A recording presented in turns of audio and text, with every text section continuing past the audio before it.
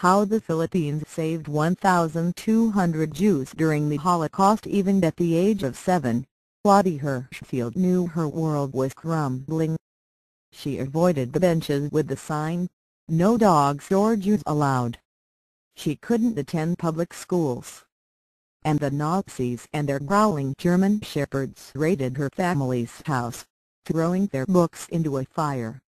"As a child, we were very aware," said Hershfield, now 84.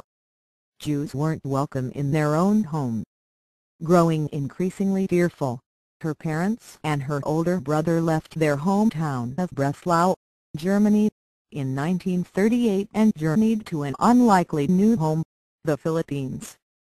About 1,200 European Jews fled to the Philippines from 1937 to 1941, escaping the throes of the Nazis only to face another bloody war under Japanese occupation.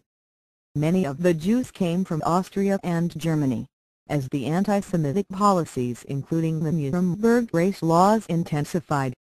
Unable to immigrate to countries like the United Kingdom and the United States, thousands of Jews escaped to places like Shanghai in China, Sousa in the Dominican Republic and Manila.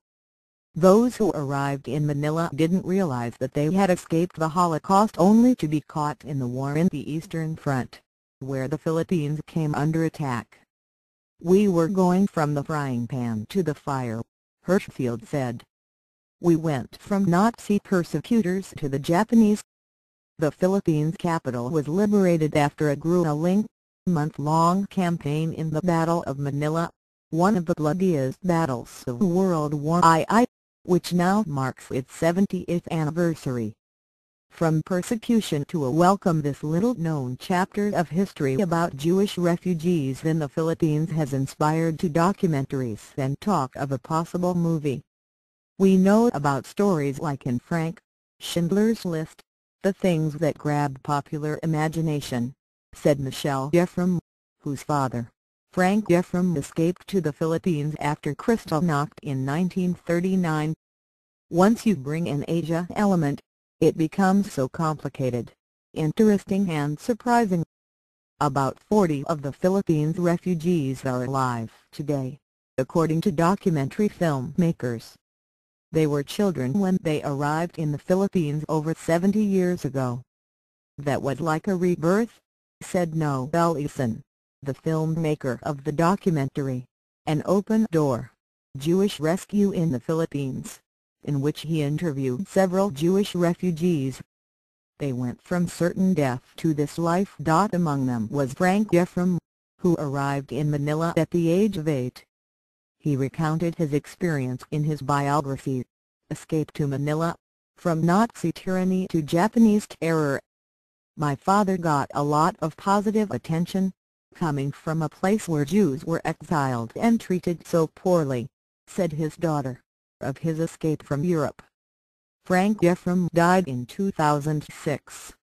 The Filipinos were incredibly kind and treated him extremely well. There was an element of something so redemptive. How the Philippines became a haven. Manuel Quezon, the first president of the Philippine Commonwealth, and a group of Americans that included future U.S. President Dwight D. Eisenhower and the Friedrichs, the Jewish American brothers, became increasingly concerned about the treatment of Jews in Europe during the late 1930s. They had a shared view of the world. They were men who understood what was happening in Europe, said Russ Hodge, the co-producer of the documentary Rescue in the Philippines. That documentary was screened in the Philippines with the country's president, Benigno Aquino, in attendance last year.